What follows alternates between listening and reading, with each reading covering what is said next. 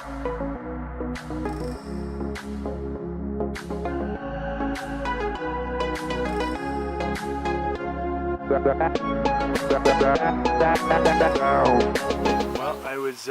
I was given a box drill to seed some oats and underseeded to alfalfa in about 1997, and I thought it was the greatest thing ever. I was just left alone to go seed a 40-acre field, and yeah, I calibrated it, and not that they're difficult to calibrate, so I calibrated it, I went ahead, planted it, and I swathed it that year, and I harvested it myself, and I thought, this is it.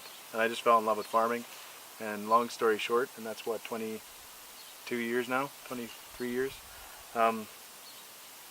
Yeah, I just started my own agronomy business in 2006, but 2003 I worked with Cargill, so I just fell into the agronomy role and just love it. I love it. It's an ever-changing, every day is new.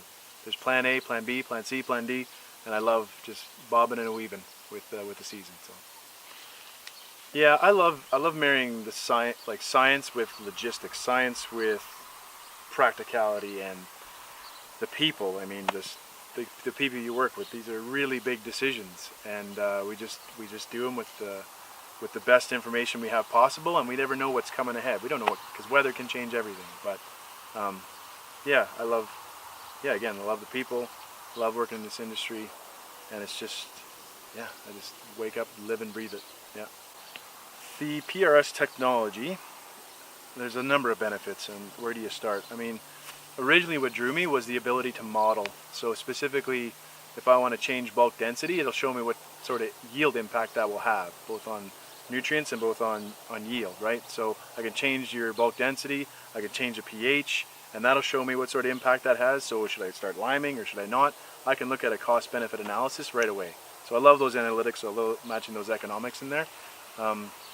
And then as well, there's EC, so you can change the EC, you can change your growing degree days. It's just a model that you can play around with. And originally you're like, okay, it's a model.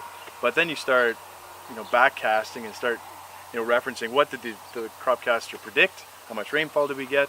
What was the predicted yield? And then, like, even on my own farm first, which I tried, it was, it was within like 2 bushels on canola. Like, it said 64 and I did like 62, right? So first year is like, okay, like this has got something to it. And then second year, I introduced all my clients to it, and we just did a little bit across every farm. By third year, everyone's like, this is just a no-brainer, and we just did it. It was just telling us or giving us information that we never had before. So we started looking at phos responses. Should we start pounding phos over here, or should we back it off? It was just, should we add more potash? Should we add more sulfur? I mean, rather than going with the blanket, 20 pounds of S or 25, you could start playing with sulfur, for example, and see what that does to nitrogen use efficiency. Should I apply more N or more S? And sometimes you can end up with the same result just by applying a little more S and backing off your N. So it just gives you a different perspective. So that's one of the reasons we chose it, and the farmers loved it. Yeah. So one of the trickiest parts about growing malt barley, as you know, is matching high yield with maintaining that low protein. So when you're aiming for high yield, you really want to crank the N to it, but you don't want to sacrifice the N too much because it's going to cost you yield. So the cropcaster has the model. It shows you where you are on the curve, right? So it'll show you a nitrogen response curve. So all of a sudden, you can start playing around with your yield target and your nitrogen, and all of a sudden, you can back off your nitrogen just so you're behind the curve, so you're not right up. So if it's a dry year, all of a sudden you're going to have a high risk of higher protein. So if we can back it off to the other end of the curve, so we know we got some room to budge, and we know what our yield prediction is, so we can aim for those 110, 120 bushel malt barley yields, and kind of, now with tremendous nitrogen rates, and it's been successful for the last 3 years. I mean, we've just been nailing. The weather's been cooperating, but we've been nailing it. Just lower proteins and still cranking up the N, but comfortable cranking up the N in certain fields and then backing off in others. So it's been good. Yeah. Well, yeah, specifically on the N mineralization and the sulfur. Those two. I mean, the phos is really good. The potassium's pretty good, but really the N and the S, when you're always guessing like how much sulfur release am I going to have in these soils, depending on the organic matter. So traditionally, you just do a multiplier, right? So the 1% organic matter over here could be 10 pounds of nitrogen released. Well, this will actually tell you how much it does. The amount of organic matter is irrelevant because it tells you how much you're mineralizing. It'll actually tell you based on 6 inches of rainfall or 12, whatever you want to tell it, it'll tell you how much nitrogen you're going to release. So you don't have to guess, am I going to release 8 pounds of nitrogen here, or 10 pounds of nitrogen, or 12 per percent? It just tells you, okay, you're going to mineralize X amount, so therefore apply this much nitrogen. This is just such a great tool to take you to another step further. So it takes a lot of the guesswork out. We've been producing really good yields with, I know how much phos to apply. A blanket rate of, let's say 50 pounds actual, and so you can get pretty close, but like you can throw a hand grenade out there and get pretty close, where this is like, you can really dial in your fertility and know what sort of responses you're going to get from NPKs and even micros. That was another one, just to give you a heads up, right? It'll actually tell you, like the model will tell you, what, in order to achieve this yield, you're low on zinc, you're low on manganese, let's say, or you're low on copper. It'll say like 0.3 pounds. You need 0.3 pounds of copper to get you to X level. Whereas the soil test just tells you, apply 1 pound. So you're still guessing at, like, should I apply a pound, should I apply a half pound, 5 pounds? At $10 a pound, it makes a big difference if you're applying a pound or half a pound. So yeah, that's another part of the tool that I really appreciate. So that added level of precision. Yeah. So we look through imagery. So I'll look at Google Earth imagery, and I'll use farmer knowledge to figure out, okay, what areas of the field. We'll take 4 samples in a quarter, let's say. So 4 benchmarks. In some cases I'll do a single benchmark, but in most cases 4. And we'll try to pick the dominant soil zones, because I don't want the knolls, I don't want the depressions, but I do want the average. But then again, if the average is the knolls, well then we'll take the knolls. But in most cases we'll just choose the predominant soil type if we can, and then I'll go take a poke around, see what's out there, and then I'll look at imagery, and then between the farmer and myself and my knowledge, we'll choose the locations. And then I'll send off a little KML file, which is pretty slick on the Western Ag site. I just send off a KML file to it, so he can see, he can just bring it up on his phone even, and show exactly where the locations, soil sample locations are, which is pretty slick. Yeah. What do I love doing best? I love the results. I love that we're always moving, we're always shaking, the climate's always changing, bugs are, like, everything is moving, everything is in flux all season long, and we're making decisions all the way through, and then bang, like, you get 135 bushel malt with like 11.5 protein, and you're like, ugh. So, when you really knock it out of the park. And again, we're making big decisions on the fly, so really helping, because like a lot of my clients I've been working with for 13 years, like I've been with them for a long time, so I'm part of their business, much like their accountant or any other advisor. So yeah, you're always making plans, and again, I'm now working with sons, so that second generation, well, 4th in that case, or 3rd.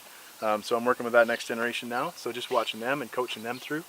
So yeah, it's just being part of their business and part of their success, because my business has grown because of them. We've just been growing. Yeah, the main benefits would be definitely better decision making, educated decision making. They don't have to listen to the neighbors or watch planes flying overhead and know that, what, I should be doing it. So we know that we can hold steady, and over time you just prove that out and say, like, chill out, we don't need to spray, don't need to kill them, we'll just wait. And then when you have those successes all the way through, that trust builds. So all of a sudden, yeah, you're part of the decision making in everything, whether it's land purchases or equipment purchases, land rental agreements, brothers discussing, business together. There's lots of opportunities. There's malting plants going up, so there's value added businesses going up and that I'm part of. So it's really cool. It's just such a, yeah. So again, yeah, you can go back to the classic profitability, but again, I don't want to say that's a given, but that naturally progresses, because I happen to work with a really good bunch of clients. The biggest trend coming up in agriculture is small data.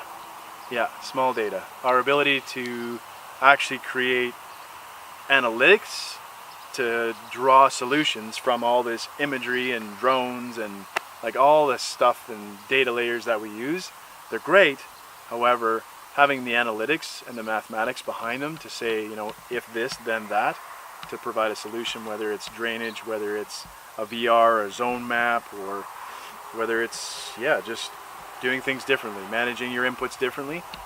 There's definitely a lot of sources of imagery and, yep, EC mapping and like all sorts of that we've been playing around with for decades, right? Grid sampling. We just seem to have done it all. But again, it's just sitting static. So invest, instead of the technology, let's invest in the analytics, like the brains behind analyzing all this information we have so we can create solutions. That's the next trend. That'll sell. Give me a solution. Precision ag is not a solution. RTK is not a solution. I mean, so I'm looking forward to that, and it's coming. It's coming now. I would like to see, and I've been somewhat of a champion of it, and that's just to tie the scientific community with farmers a little bit better. And I know they do reach out, like the scientists, like I work with a number of them, and it's great. And they're really like, do you have any ideas? What are you seeing? So there's so much scientific literature just sitting out there doing nothing. And I sell a weekly newsletter based on that. So I get to marry that scientific literature, whittle it down into something that's practical, and then put some numbers to it. How do we apply it? Does it make any sense?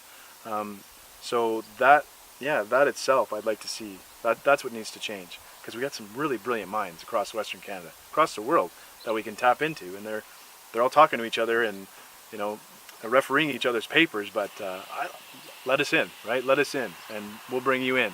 So yeah, I think that would lead to a lot more success in our industry and pushing us forward. Just tapping into that scientific community a bit better. Yeah. At this point in time, no, there's nothing I'd rather do. No.